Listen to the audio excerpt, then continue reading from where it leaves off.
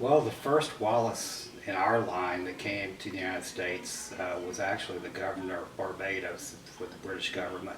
He came over in the early 1600s to North Carolina and immigrated there. From there, the Wallace family migrated to west to Tennessee, and then into West Tennessee, and then to western Kentucky. Some of them then went south into Alabama and then to Texas. Other parts of our family went out of Kentucky into Missouri and then west from there. Your great-great-grandfather, last name was Hollingsworth, and that side of the family goes back to Valentine Hollingsworth, who came over with William Penn and settled in Pennsylvania.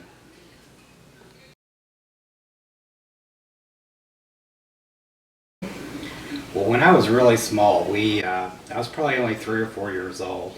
The house we lived in was a big old farmhouse in western Kentucky in Princeton, and our family farmed about 3,000 acres. And well, I can barely remember, but we had my dad would get men out of prison to work for us on the farm, and we only lived about 5 miles from the maximum security penitentiary in Kentucky in Eddyville. And we had a guy named Sloan working for us.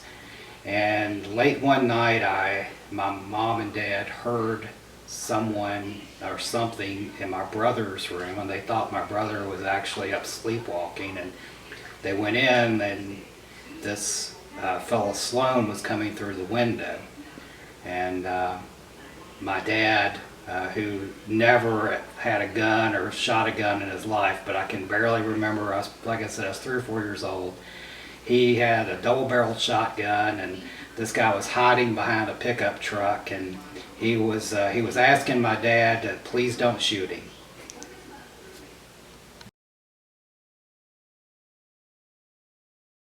Pets. On the farm growing up, we had 250 head of cattle, 500 head of hogs, and 100 head of sheep. So full time, and a lot of them we actually made pets out of, but my mom and dad also collected exotic animals. So over my childhood and teenage years, we had llamas and alpacas and miniature horses and burros that we adopted from the Grand Canyon area.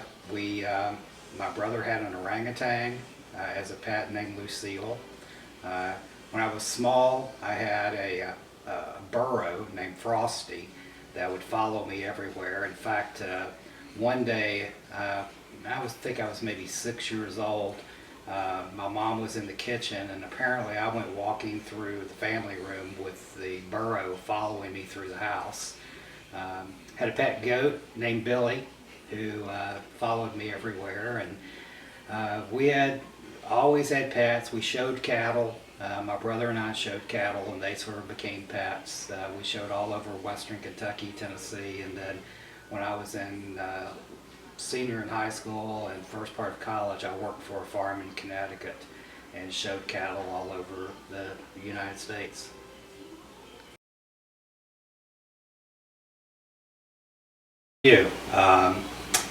First would be a distant cousin of ours was George Wallace. I think he probably falls on the infamous side. He was the governor of Alabama and during segregation, and then, as you probably studied, ran for president 3 times, I believe. In 1968, he ran first time as a Dixiecrat and probably turned the presidential election at the time.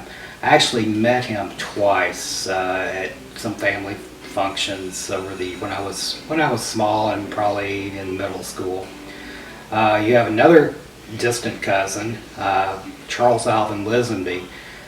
He was an art director in Hollywood and actually won 3 Emmy Awards. He was the first art director ever inducted into the Television Hall of Fame. Just passed away, I believe, last year. He was 94 years old. In the 50s, he was actually a very good friend of Andy Warhol, and they spent a lot of time together. And it's in the video history that he did for the Television Hall of Fame, it's pretty apparent that he and Andy Warhol were lovers. During that time, they took a world trip together, a cruise around the world. And he had a huge collection of Warhols that he donated to James Madison University. You had another cousin, Edward Breathitt, who was governor of Kentucky in the 60s. Your grandmother, actually, Betty Wallace, was pretty famous in Kentucky. She was the Kentucky Democratic Women's Chairman, Homemakers Chairman. She was the National Homemakers Treasurer, was the president of the Associated Countrywomen of the World, traveled a lot, and she was an editor of Countrywoman magazine.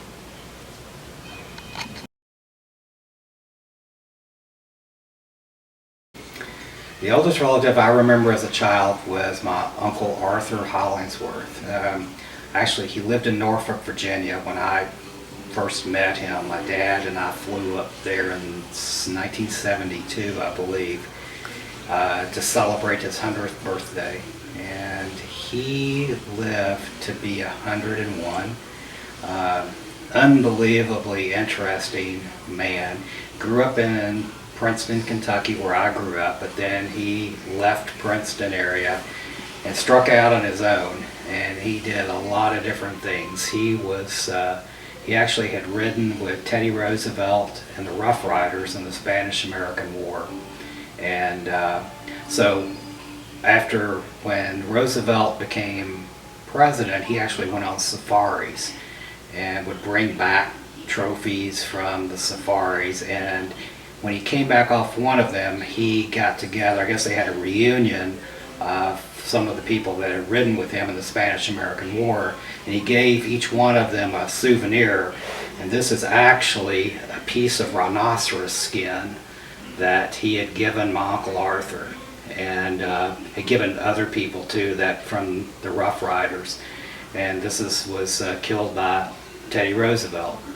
Uncle Arthur also worked for the railroad, and after that, and while he was working for the railroad, he rode on the train with Buffalo Bill's Wild West show.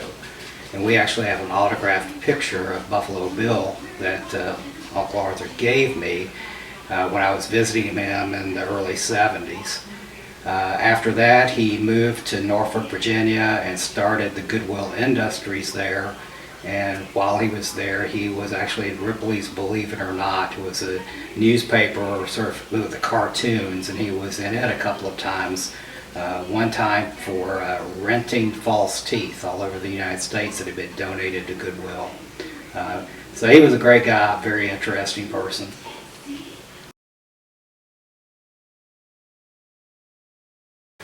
Well, I think obviously the most different is technology.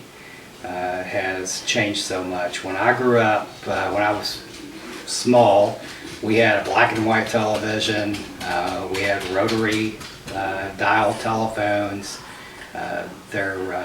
We did not have air conditioning in our house when, probably until I was maybe 9 or 10 years old.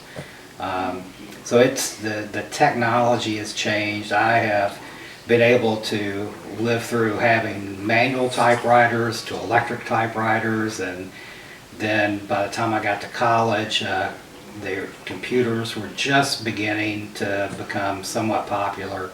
I had to learn in college how to write programs using punch cards that were fed into a machine that took up probably a building about the size of 3 or 4 school classrooms. So it's changed, the world has changed a lot, primarily because of the new technologies that we have. There are a lot of things that are the same though. I think the adults, when I was a teenager, thought that we were crazy, just like we think the teenagers now are. I'm sure they felt the same way about us then. So there's a lot of things that are the same too.